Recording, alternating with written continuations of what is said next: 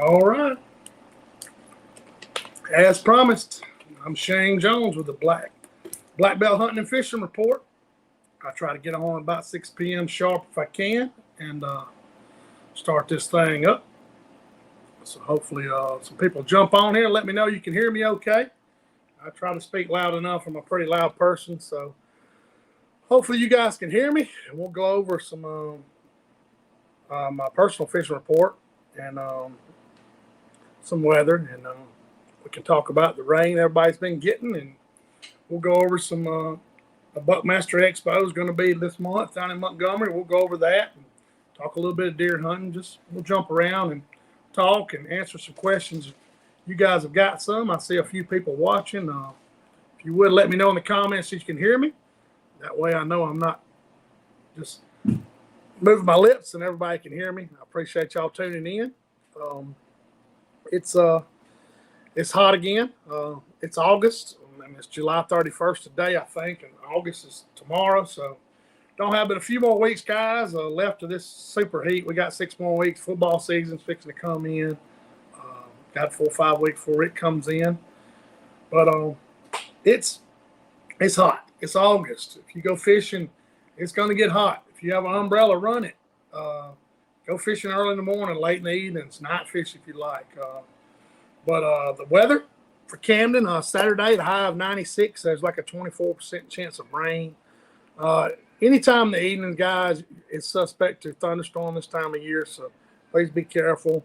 Keep an eye out for that. It can get pretty ugly pretty quick. Don't want anybody struck by lightning and handling fishing rods and all that stuff. Sunday, the same high of 96, 16% chance of rain. The good news is, guys, we've been getting some showers, and it's gotten the water moving. The river's got a little color to it. They've had some water flowing. I looked at Demopolis earlier, and it's a foot high, which is great for Demopolis. That means, some of these creeks get stagnant, and there's a lot of, less oxygen in them, and you get some. Funny thing about Demopolis, guys, is some of those creeks clear up as you get rain because of all the springs. It's the exact opposite of what you think. You think some of those creeks will be muddying up, but they don't. They actually get a lot clearer just because of the springs that's underground. And fishing can be great.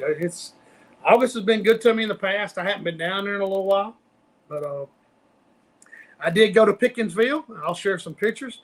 Tommy Howard got in touch with me. He wanted to get his side scan, his hummingbird dialed in, and his live scope. And so I met him, and we went out there and got on the main river, and some fish I've caught in the past. I haven't been down there a lot. I haven't been down there in a while. Only been down there a handful of times. But we went out and got on the main river. Good thing about the Tom Bigby there in Pickinsville where we went, it's man-made. It's dug out. So they left a lot of trees, but we caught some good fish. Tommy with a nice fish right there. Like I said, we're on the main river right there, guys. 11, 15, 16, 18 foot of water. Fish are moving a lot. I caught one big one myself. We ended up with a good mess of fish, and you can catch them this time of year. But it was stumps. We were using jigs. I can go over what I was throwing. But you can get these rods untangled. I was throwing 2 different little setups. What I would initially do when I got there, guys, I would take this weedless jig if I can get it untangled.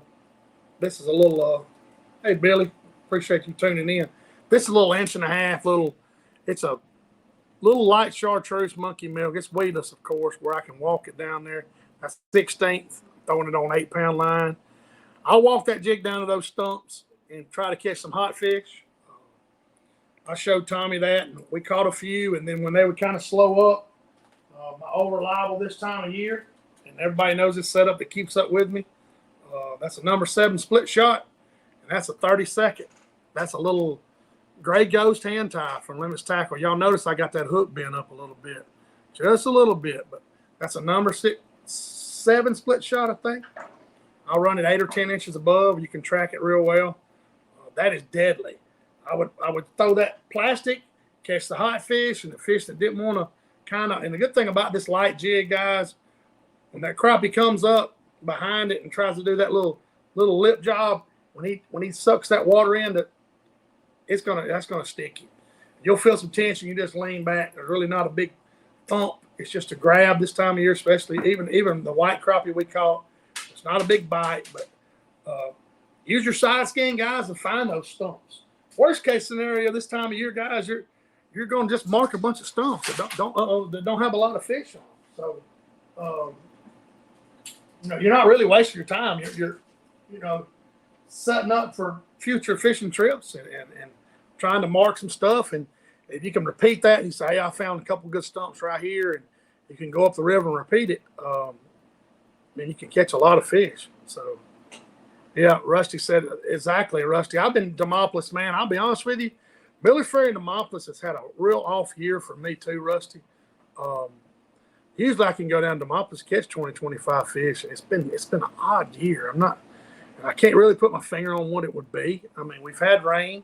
The weather hasn't been any different. It's actually been cooler, up until this week. It's just odd. I don't know.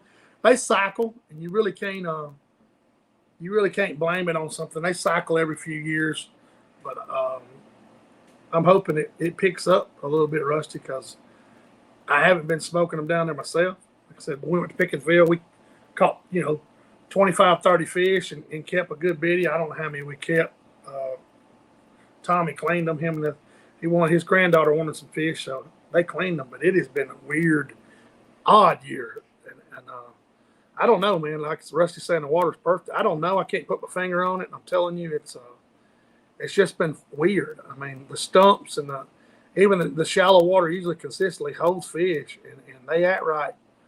It just hasn't been that way. And I don't know. I thought about going there, here pretty soon. My friend Charles Franklin, I don't know if he's going to go or not, but it's hot. You're exactly right. Appreciate Thomas Fowler tuning in. Tim Maddox said he's still catching a few up at Bankhead. I've been seeing some people still posting some. Like I said, if you can stay in the heat, you're right. It's hot, guys, and I run an umbrella and I run a fan. I've got to find my DeWalt charger. I've got a nice fan with a big, thick battery, and I can't find that thing anywhere. I've hid it for myself. I need to start digging in the closet. But that fan will help move some air, guys, and it really does make a difference. You staying out there on the water, and you can always jump in. Just be safe. Try not to get too far from the boat.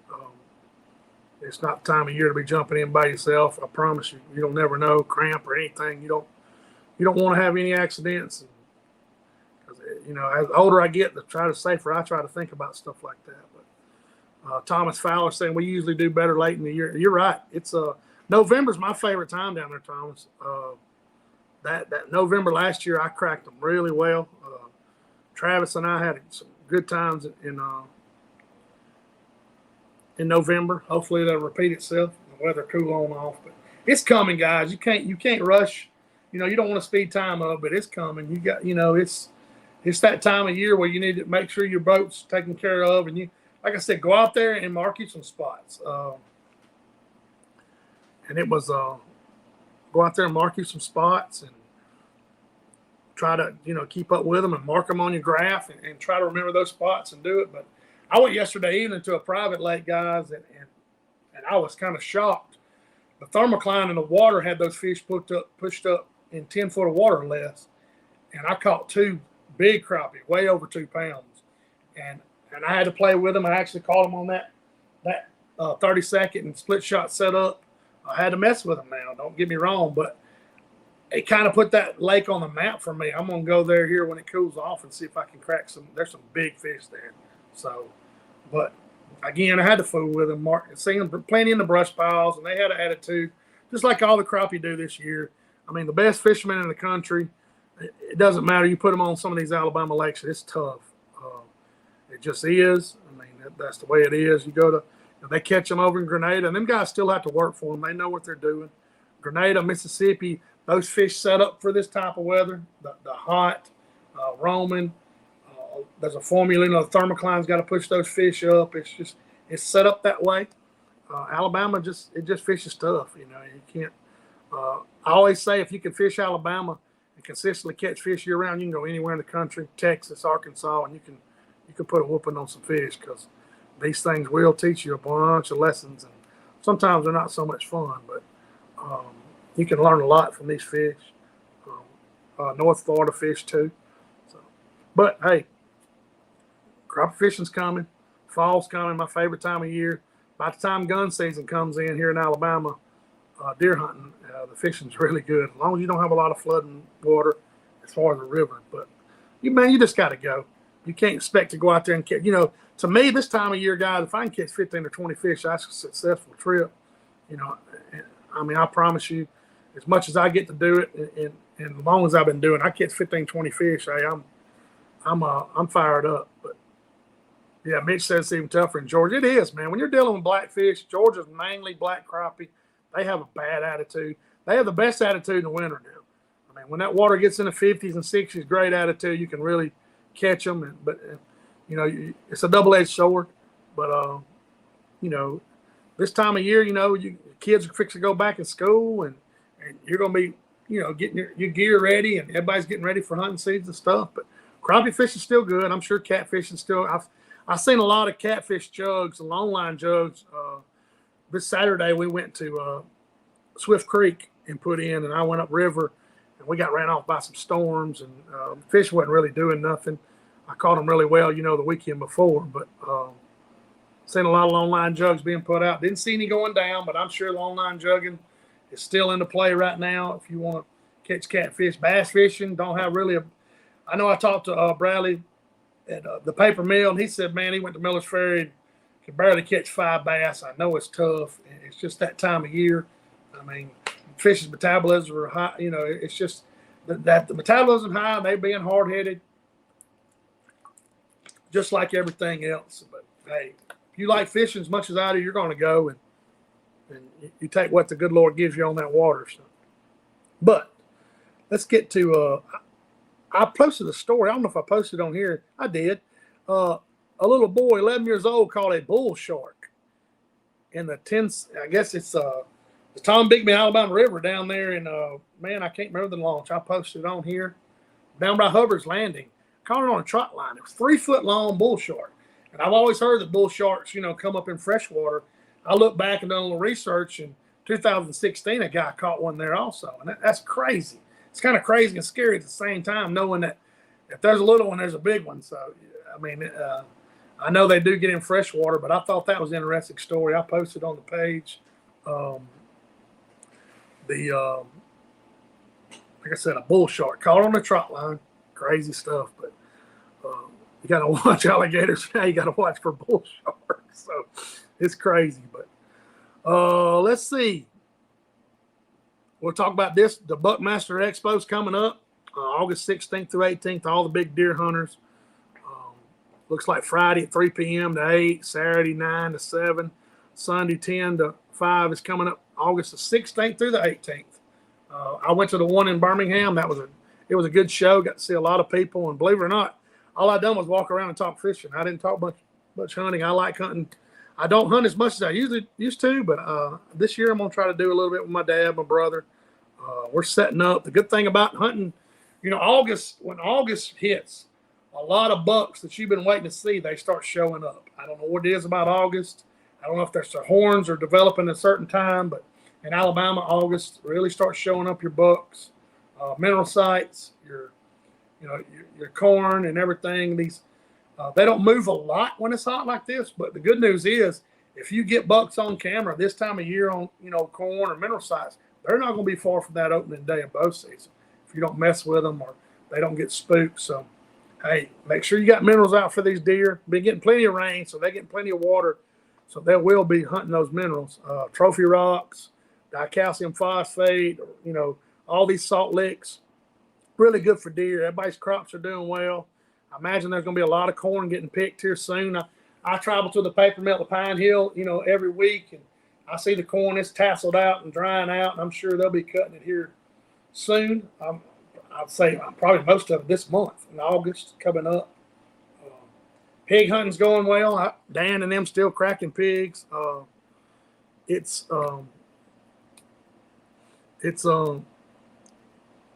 killing a bunch of pigs, and I'm glad. I think Dan. I talked to Dan yesterday. He's killed number 256. That's great. I mean, they're a nuisance. They need to The good thing about it, I tell people that even pig hunt and talking to these guys that pig hunt, the good thing about hunting these pigs, you're not going to kill all of them, but you will run them off the place for a few weeks. You get out there, and I was talking to Chris Bias about it, and he's like, man, I'll bait them up and hunt them and kill a handful, and then it'll run them off for a while, which is great for your feeders and your corn. And so, just let them know you're there. Don't let them just free fall on your land. So, my dad's right. Dove season's coming in September 7th.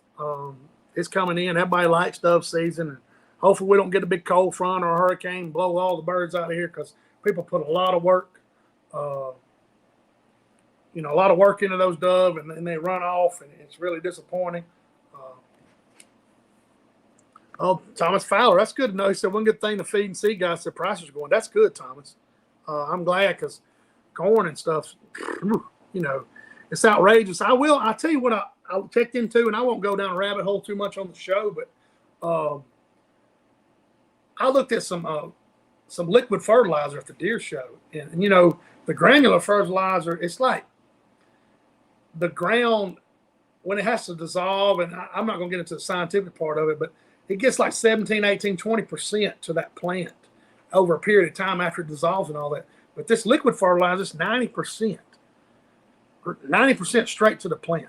So as far as animals are concerned, when that plant, the healthier the plant, the healthier the deer, and I didn't realize that, like my dad's place, he don't plant big plots, but I'm thinking, man, we need to go in there with a backpack sprayer, or a little sprayer and spray these fertilizer on these fields. I mean, if you get that high percentage, I didn't realize. I don't really, like I said, I haven't studied all that stuff, but I thought that was very interesting. I need to get somebody on here that really knows about that stuff, because we spend a lot of hard-earned money on these green fields and everything, and you want to get the most out of your